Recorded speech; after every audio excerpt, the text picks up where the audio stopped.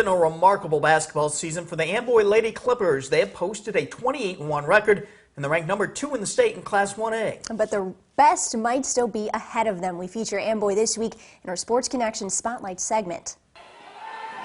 Exciting. Determination. Just hardworking.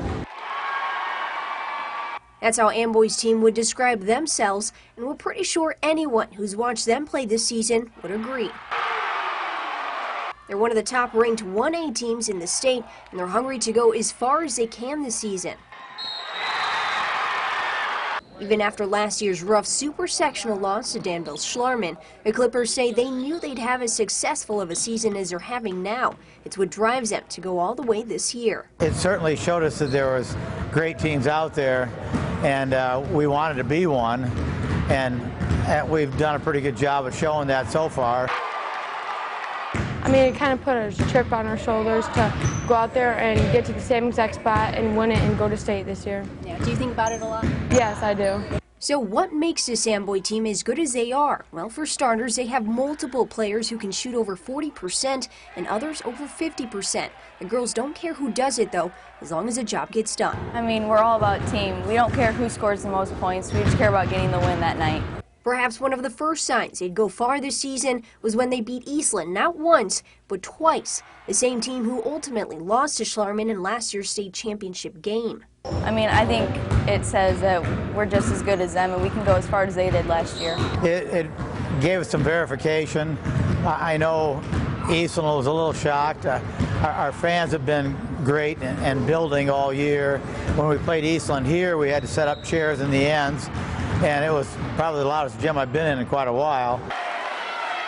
It's that same community support that's provided an environment the team has thrived in.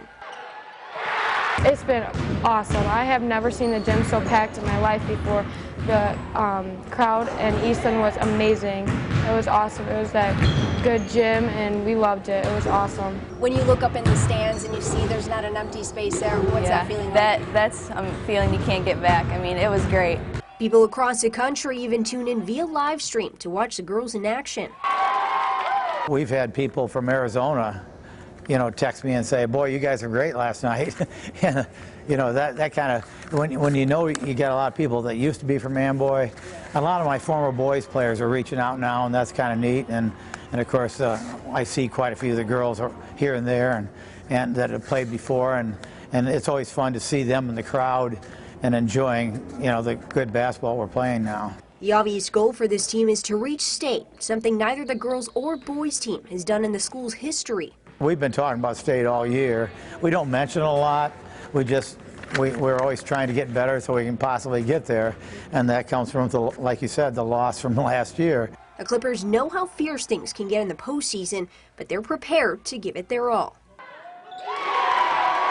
Does it make you nervous at all knowing how many teams are going to be, going after you guys in the postseason? Yeah, a little bit, but it makes us work harder in practice. We have to be ready to play every single game. We cannot take a game for granted. We have to push ourselves through practices, push ourselves through the game. We can't take no game and let off. We have to come out every game strong and win the games.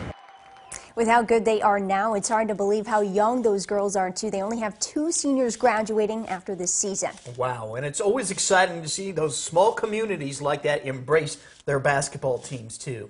Yeah, now we promised you big Northern boys highlights from Rockford Lutheran and Rockford Christian, and we will deliver next. Right now, here's our Sports Connection flashback.